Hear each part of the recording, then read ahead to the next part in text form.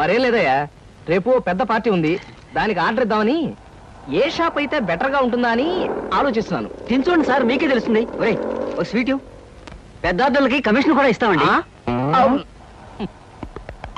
ఓహో బ్రహ్మాండంగా ఉంది. ఇదిగో నీకు ధనలక్ష్మి ఏజెన్సీస్ తెలుసా? ధనలక్ష్మి తెలుసండి. తెలుసా? పక్క వీధిలో బస్ స్టాండ్ పక్కనే. బస్ స్టాండ్ పక్కన 10వ నెంబర్ ఇల్లే కదండి. కరెక్ట్ అయ్యా బాబు. అమ్మయ్యా. ఇదిగో అక్కడ రేపు పార్టీ, కుర్రాడికి అడ్వాన్స్ ఇచ్చి పంపిస్తాను. 10 కేజీల స్వీట్ బ్రహ్మాండంగా ఉండాలి. 10 కేజీలు. ఓ మైసూర్ పాకు. ఈ మైసూర్ పాకు ఏంటి సార్, పాలకోవా కూడా తీసుకోండి. Thank you. స్వీట్ మాత్రం బ్రహ్మాండంగా ఉండాలి. చాలా బాగుండాలి. బాగా చేద్దాం. ఏమండి అడ్వాన్స్? ముక్క పీకడానికెందుకురా తొందర, చిందర వందరే. ఇదిగో దొంగ కోళ్ళ నా ముక్కలు చూస్తే నేను ఒప్పుకోను. అయినా మీ చేతిలో ముక్కలు పెట్టుకుని నా చేతిలో ముక్కలు చూస్తారేంటి? నా ముక్కలు ఎప్పుడైనా చూసుకోవచ్చు కదరా, ముందు నీ ముక్కలు చూస్తే ఒక పని అయిపోతుంది కదా.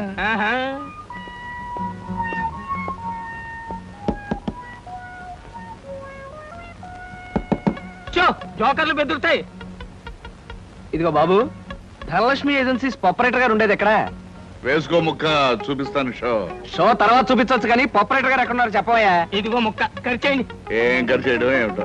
మీలాంటి చెత్త మనుషులు పెట్టుకున్న ప్రొపరేటర్ ఎవరో గానీ త్వరలో ఆఫీస్ మూసేసి అర్జెంట్ గా పేకాట క్లబ్ పెట్టుకుంటాడు బాబు. పోనీ నువ్వు. Yes, Dhanalakshmi agencies proprietor Koteswararao speaking. అవునవునవును, మీకు సరుకు పంపించాలి, కాకపోతే సేల్స్ మెన్ ప్రాబ్లం వల్ల వెంటనే పంపించలేకపోయాను. అలాగే త్వరలోనే పంపిస్తాను. ఓకే సార్, ప్రొపరేటర్ గారు మీరా? ఈ అవతారం చూసి బండలో తరుకున్నాను, నన్ను క్షమించండి సార్. మన్నించండి, ఆట అయిపోయింది. వీరెవరు సార్? మీ అసిస్టెంట్ మేనేజరా? కాదయ్యా, వీడు నా ప్యూన్ గాడు. నేను ఇచ్చే జీతం డబ్బులు కాక కనీసం నా దగ్గర నెలకి ప్యాకెట్లో 200 రూపాయలైనా ఖర్చు చేస్తాడు. మీరు ప్రొపరేటర్ అయ్యుండి ఆఫ్టర్ ఆల్ ప్యూన్ తో ప్యాకెట్ ఏమిటి సార్? చూడవయ్యా, ఆఫీస్ టైమ్స్ అయిన తర్వాత ప్రొపరేటర్ ప్యూన్ అనే తేడా లేదయ్యా, అందరూ సమానమే. అవును, ఇంటర్వ్యూకి వచ్చినట్టున్నావు, నీ పేరేంటి? కృష్ణ సార్. ఇంటర్వ్యూ కని పొద్దుననగా బయలుదేరి ఇప్పటికి చేరుకున్నాను సార్. మీరేమీ అనుకోనంటే ఒక్క మాట అడుగుతాను సార్. ఇంటర్వ్యూ కని పిలిచిన అడ్రస్ లో గాంధీనగర్ పక్క, కమలా థియేటర్ వెనకాల, రాముల వారి గుడి ముందు అని అర్థం పర్థం లేని అడ్రస్ ఇచ్చారేమిటి సార్? చూడు కృష్ణ, నేను ఇవ్వాలనుకున్నది సేల్స్ మెన్ ఉద్యోగం. సేల్స్ మెన్ అనేవాడు ఊరంతా తిరగటం, ఎలాంటి అడ్రస్ అయినా పట్టుకోగలగటం మొదటి క్వాలిఫికేషన్. ఆ క్వాలిఫికేషన్ ఉన్నవాడే ఇక్కడికి రాగలడని అడ్రస్ అలా ఇచ్చాను. 8 మందికి గాను నువ్వు అక్కడ వచ్చావు కనుక ఫస్ట్ టెస్ట్ లో పాస్ అనేట్టు. Thank you sir, thank you very much. Second test ఏమిటి సార్? అచ్చు యంత్రాన్ని కనిపెట్టింది ఎవరయ్యా? అచ్చు యంత్రాన్ని జాన్ గ్యూటన్బర్గ్. కరెక్ట్. మొఘలాయి సామ్రాజ్యాన్ని స్థాపించింది ఎవరు? కరెక్ట్. జపాన్ కరెన్సీని ఏమంటారు? కరెక్ట్. సార్, మీరు అడిగిన ఒక్క ప్రశ్నకి నాకు సమాధానం తెలియదు. మీ ప్యూన్కి అన్నీ తెలుసు, నాకంటే అతనే బెటర్ అనుకుంటాను మీ సేల్స్ మెన్ ఉద్యోగానికి. నేను వేసిన అక్కర్లేని ప్రశ్నలకు జవాబులు తెలుసు కనుకే వీడు జవాన్ పోస్ట్ లో ఉన్నాడు. ఇలాంటి ప్రశ్నలకు జవాబులు తెలియకపోవడమే సేల్స్ మెన్ క్వాలిఫికేషన్. కనుక నువ్వు 2వ టెస్ట్ లో కూడా పాస్ అయ్యావు. ఇక 3వ క్వాలిఫికేషన్ ఏమిటంటే మన సరుకుల గురించి అబద్ధాలు చెప్పడం. ఏది, ఒక్క అబద్ధం గబుక్కుని చెప్పు. మీరు భలే అందంగా ఉంటారు సార్. అసలేవయ్యా, నా గురించి కాదు, నేను అడిగేది అబద్ధాన్ని గురించి. నేను ఇంత ముందు చెప్పింది అబద్ధమే sir. Correct. You are appointed as the sales men. రేపే వచ్చి డ్యూటీలో జాయిన్ గా. Thank you sir. Good morning sir. Good morning. Potharaju,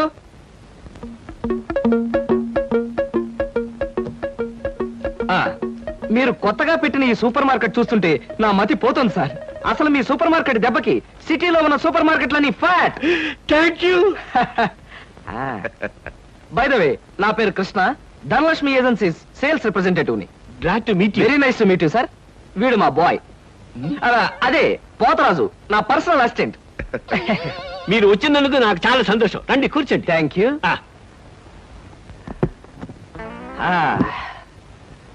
Potharaju, boys కూర్చోకూడదు కదా? అలాగే నిలబడతానండి. సార్, మా ప్రోడక్ట్స్ అన్ని కొంచెం మంచినీళ్ళు ఇప్పిస్తారా? బాయ్ బయటికి వెళ్ళాడు. ఒరేయ్, నన్ను ఒరే అంటావా? పోతరాజు, బాయ్స్ ని అరే ఒరే అనక అయ్యా ఏమండి అనరు కదా? అవునవును, నేను బాయ్ని కదా. జగ్గులో వాటర్ ఉంది, అయ్యగారు తెచ్చి. నేను నీళ్ళు తీసుకొచ్చేవాళ్ళ? లేకపోతే నేను తీసుకురావాలా? కదా పోతరాజు, ఇప్పుడు నువ్వు బాయ్ కదా? అవును, నేను బాయ్ని కదా. మీ బాయ్ ఏంటి జోకర్ లాగా ఉన్నాడు? కొత్తగా చేరాడు, మొద్దు స్వరూపం, మీరేమనుకోకండి. ఆహా, మిమ్మల్నే సార్. ఓహో, ఏమిటయ్యా? ఒక్కసారి కళ్ళజోడు తీయండి సార్.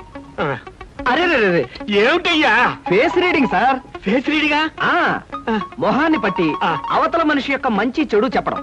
ఆహా. దాన్ని నేను 6 సంవత్సరాల పాటు అలహాబాద్ లో ఐజిన్ ఓవర్ అనే ఆస్ట్రేలియన్ దొర దగ్గర ట్రైనింగ్ పొందా. మీరెప్పుడు ట్రైనింగ్ పొందారు? ఈ దిక్కుమాల ఉద్యోగంలో చేరక ముందు. నువ్వు కాస్త నోరు మూసుకుని నిలబడు. ఒరే, ఆ ఫ్లాస్క్ లో కాఫీ ఉంది, పట్టుకురా.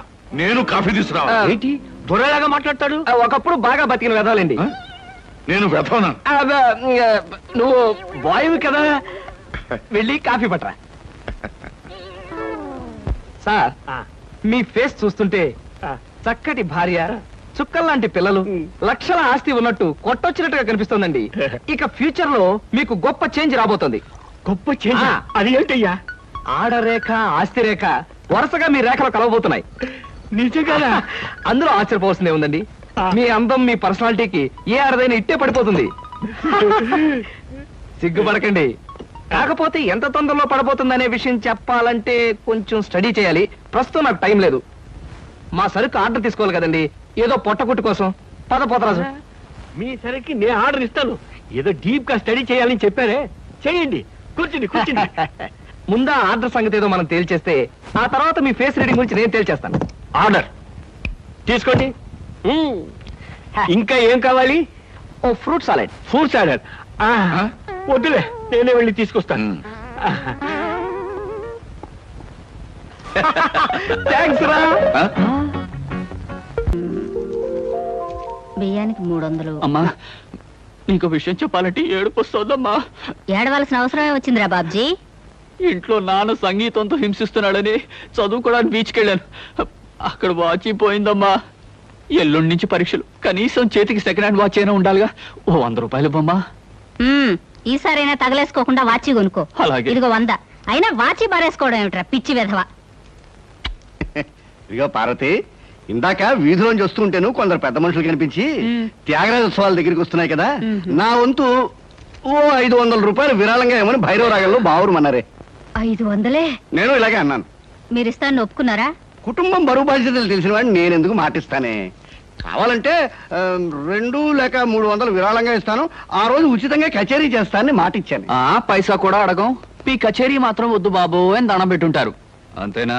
కమాతు రాగంలో కాళ్ళు చేతులు వెనక్కొడతాను. నా కచేరీ అంటే బొత్తిగా భక్తి శ్రద్ధలు లేవు. ఆఖరి మాటగా 200 రూపాయలు విరాళంగా ఇస్తాను అన్నానే. ఇవ్వకపోతే బాగుండదు, ఆ తర్వాత నీ ఇష్టం. త్యాగరాజ స్వామి నిన్ను ఆశీర్వదిస్తాడు. 3, 4, 5.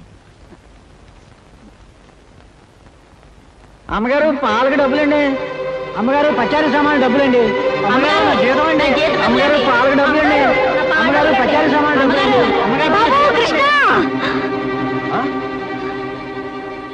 నా వల్ల కాదురా. అమ్మా, డబ్బు సంపాదించడం ఎంత కష్టమో ఖర్చు పెట్టడం కూడా అంతే కష్టం అమ్మా. ఖర్చు పెట్టే విషయంలో మనసుని మమతని కాస్త కట్టేసుకోవాలి. రే బాబ్జీ, బాబ్జీ, ఏంటన్నయ్య? నీకు 100 రూపాయలు ఎందురా? Watch beach. ఆ? వాచ్ బీచ్ కొట్టానంటే దవడ వాచి బీచ్లో గోచితో పరిగెడతావు రాస్కెల్. ఇదేంట్రా? అరే, ఇది ఎక్కడ దొరికిందన్నయ్య? ఆ చమల్లాల్ కొట్లో నువ్వు తాకట్టు పెట్టిన చోట దొరికిందిరా. 75 రూపాయలు ఇచ్చి విడిపించి తీసుకొచ్చాను. ఆ 100 రూపాయలు ఇట్టించి వాచ్ తీసుకో. చూడు, ఎక్కువ భయం నటించక. రేయ్, మొహం మీద కొట్టానంటే భూపాల్ రాగంలో భారీ ఎత్తున ఎడుస్తావు. సినిమా హాల్లో తెరల మీద పువ్వులు చల్లడానికి, చిల్లర చల్లడానికి వాచీలు తాకట్టు పెట్టుకుంటారా? అడ్డగాడిదా అని. వాడు అడ్డగాడిదైతే మరి నీ సంగతి విన్నానా? నా సంగతి వేర్రా. ఏమిటి, త్యాగరాజోత్సవాలు జరిగి నెల కూడా కాలేదు, మళ్ళీ త్యాగరాజోత్సవాలు ఎక్కడి నుంచి వచ్చానన్నా? అవి త్యాగరాజోత్సవాలు కాదురా, సంగీతం నీకు తెలీదు. అవి రాగరాజోత్సవాలు. మాయ రాగరాజోత్సవాలు. సరే, పేకాట ఆడడానికి ఇంట్లో అబద్ధం చెప్పి డబ్బు తీసుకోవడానికి సిగ్గుపడాలన్నా. రేయ్, నువ్వు చెప్పుడు మాటలు చెడిపోతున్నావురా. నేను ప్యాకెట్ ఆడుతున్నాను ఎవరు చెప్పారా నీకు? ఎవరు చెప్పారా? ఎవరు చెప్పారు? చెప్తా. చెప్పు. హ, పిచ్చివాడు. ఆ మూట ఏమిట్రా? ఈ మహానుభావుడు పేకాట్లో ఓడిపోయి బట్టలన్నీ తాకట్టు పెడితే విడిపించి తీసుకొచ్చాను. అవ్వా, ఓహో, అందుక ఇందాక పేపర్ అడ్డం పెట్టుకుని గదిలో పరిగెడుతున్నారు. ఏమండి మొగుడు ఏమైనా అంటే కళ్ళు పోతాయే. ఇక నేను చెప్పాల్సింది ఏమీ లేదురా. ఇదిగో 200 రూపాయలు. 100 రూపాయలు ఇవ్వరా. పితృభక్తి లేదు. రావయ్యారా అద్దె డబ్బులు తీసుకొచ్చావా? ఆ పని మీద వచ్చానండి. కానీ టిఫిన్లు పెడుతూ ప్రొఫైల్లో నుంచున్న మిమ్మల్ని చూస్తుంటే అదేదో సినిమాలో రేఖలా అనిపించి అక్కడే నిలబడిపోయానండి. కొంచెం ఇటు తిరుగుతారా? అరే రే కొద్దిగా అటు తిరుగుతారా? అయ్యో నువ్వు మరీ చెబుతావయ్యా. నేను రేఖలా ఉండడం ఏమిటి? ఆ అమ్మాయి నాకన్నా కొంచెం సన్నం అనుకుంటాను. సన్నం కాబట్టే మీ అంత అందంగా కనిపించదండి. చూసారా, మీరు అలా నవ్వుతూ ఉంటే మీ బొగ్గ మీద సొట్టలు బాబీ సినిమాలో డింపుల్ కపాడేలాగా అనిపిస్తున్నారండి. ఆ పిల్ల నాకన్నా 1-2 సంవత్సరాలు చిన్నదనుకుంటాను. చిన్నది కాబట్టే మీ అంత మెచ్యూరిటీ ఆవిడలో లేదు. పొరపాటున మీరు పెళ్లి చేసుకున్న హౌస్ వైఫ్ గా సెటిల్ అయ్యారు గాని మీరు గనక సినిమాలో చేరినట్లయితే ఆ శ్రీదేవి జయప్రద మీ ముందు ఎందుకు పనికొస్తారండి? అదేమిటయ్యా నుంచోనే మాట్లాడతావు? కూర్చో, టిఫిన్ తిందు గాని. దాందే ఉందండి. అస్సలు మీ ఫిగరు కలరు కాలేజ్ అమ్మాయిలు కూడా ఉండదండి. నువ్వు మరీ పొగిడేస్తున్నావు బాబు. ఇంకో దోశ వేసుకో. టిఫిన్ గా నన్ను పిలిచి దోసేసుకొని అతను పెడతాయి. అబ్బా, నీకెప్పుడు తిండి పిచ్చే. ఇంటికి వచ్చిన గెస్ట్ కు పెట్టాలి కదా. గెస్ట్ కి పెట్టి నాకు అభ్యంతరం లేదు, కానీ నాకు కూడా తగలే. తినండి. బాబు, నీకు హార్లిక్స్ కావాలా, బోన్విటా కావాలా? ఉల్లాసానికి ఆనందానికి వాడండి హార్లిక్స్. అయితే అదే తీసుకొస్తాను. ఏమండి, 1 మినిట్. వెనక నుంచి మీ మూమెంట్స్ చూస్తూ ఉంటే ఆ మూమెంట్ ఎలా ఉంటుందో ముందు నాకు చెప్పు, నేను తర్వాత దానికి చెప్తాను. అదేమిటండి అలా విసుక్కుంటారు? ఆ అబ్బాయి ఏదో సరదాగా మాట్లాడుతుంటే. ఏమండి, ఆయన ఇప్పుడే ఇలా విసుకుంటున్నారు. ఇక నేను అద్దె డబ్బులు ఇవ్వలేనన్నా అనుకోండి, ఇంకెంత విసుకుంటారు? ఆయన విసుకోకుండా నేను చూసుకుంటానుగా. కాదే. మీరు ఊరుకోండి. చూడు బాబు, అద్దె ఈ నెలలో ఇవ్వలేకపోయినా వచ్చే నెలలో ఇద్దు గాని. థ్యాంక్స్ అండి. టిఫిన్ తిను. ఏమయ్యా, నా తిండి తింటూ నాతో అబద్ధం చెప్పకూడదు. నిజం చెప్పు, మా ఆవిడ శ్రీదేవిలాగా జయప్రదలా ఉందే?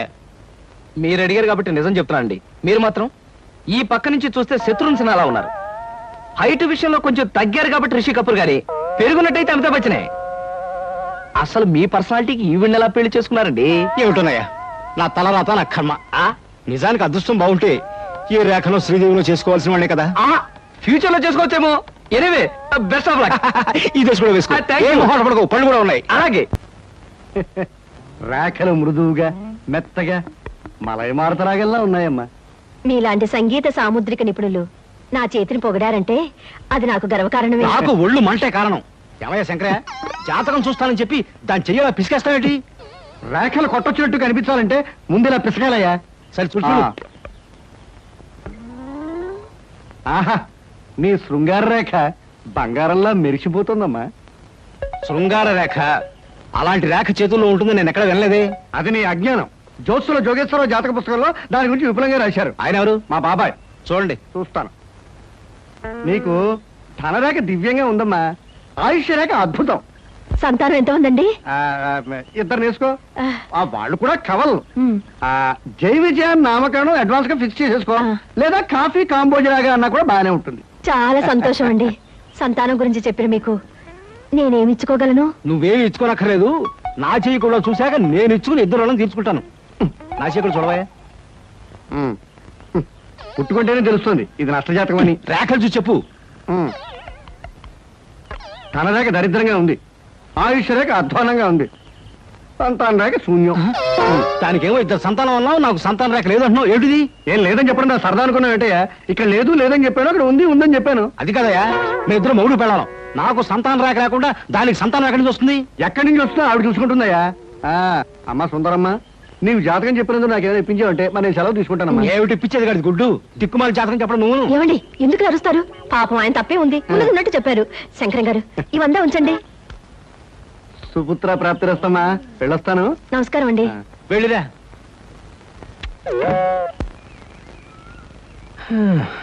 అద్దె సుట్టు బాగానే ఉంది. కాకపోతే ఆ అమ్మాయి దగ్గరికి ఆటోలోనూ టాక్సీలోనూ దిగితే బాగుండదే. ఏం చెయ్యాలి?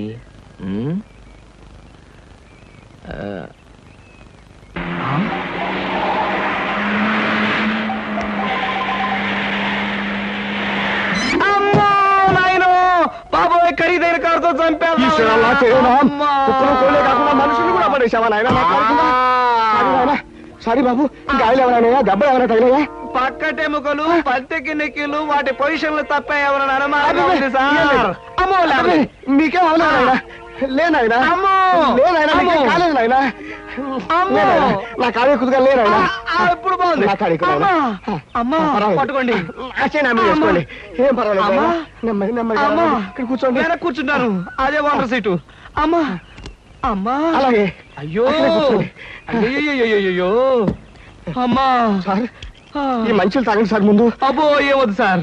సార్, అమ్మో. ఏ హాస్పిటల్ అయినా తీసుకెళ్తాను, ఎంత బిల్ అయినా ఇచ్చుకుంటాను. ఆ. సార్ దయచేసి నా మీద పోలీస్ కంప్లైంట్ మాత్రం పెట్టకండి సార్. అమ్మో పెట్టను కానీ ఒక సిగరెట్ ఇవ్వండి సార్. 3 రూపీస్ ఒక సిగరెట్. ఈ పెట్టి మాత్రం ఉంచుకోండి. అమ్మా, చేయండి. అమ్మా, thank you sir, thank you. అబ్బా సార్ ఇప్పుడు చెప్పండి సార్, ఏ హాస్పిటల్ మిమ్మల్ని తీసుకెళ్ళమంటారు, ఎంత తీసుకోమంటారు? అమ్మయ్యా, ఇప్పుడే తగ్గుతున్నట్టుంది. హాస్పిటల్కి ఏమీ అక్కర్లేదు కానీ నెహ్రూ పార్క్ దగ్గర నన్ను దించండి. నేను కారు దిగి ఓ 4 సార్లు ఇటు అటు తిరిగి బోన్స్ అవి సెట్ చేసుకుంటాను. చాలా థ్యాంక్స్ సార్, మీ ఎంత మంచి వాళ్ళని ఇంతవరకు నేను చూడలేదు సార్. ఇక ముందు చూడరు కూడా సార్. నెహ్రూ పార్క్ బానివ్వండి. అలాగే సార్. పోనివ్వండి. జై నెహ్రూ పార్క్.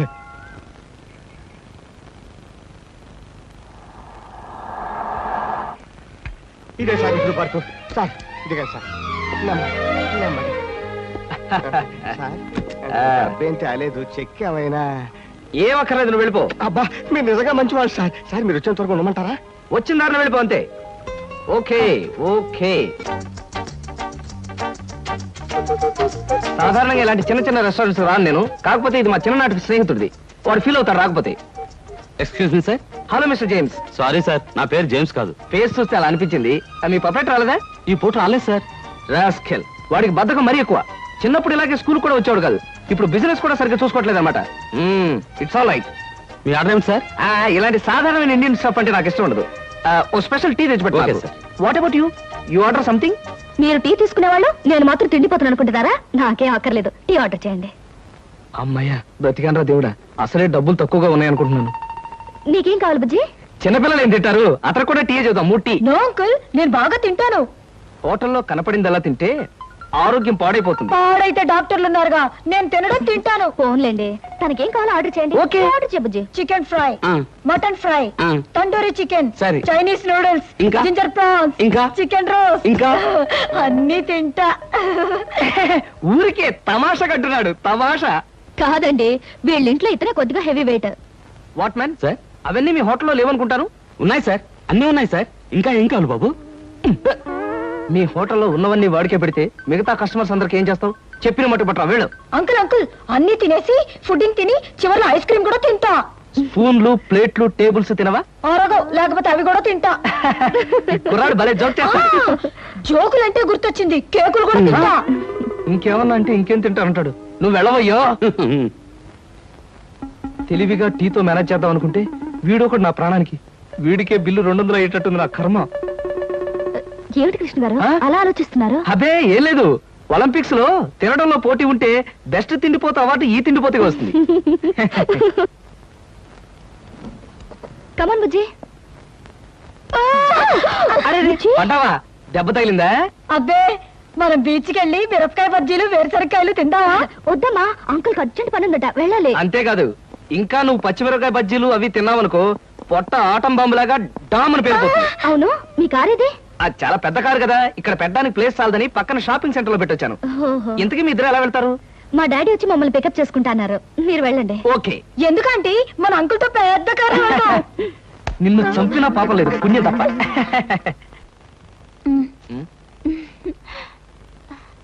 ఎందుకలా నవ్వుతో ఫైల్ ఇచ్చావుగా వెళ్ళు. వెళ్ళిపోమంటారా? వెళ్ళకపోతే ఉద్యోగం నుంచి తీసి బయట పంపిస్తారు.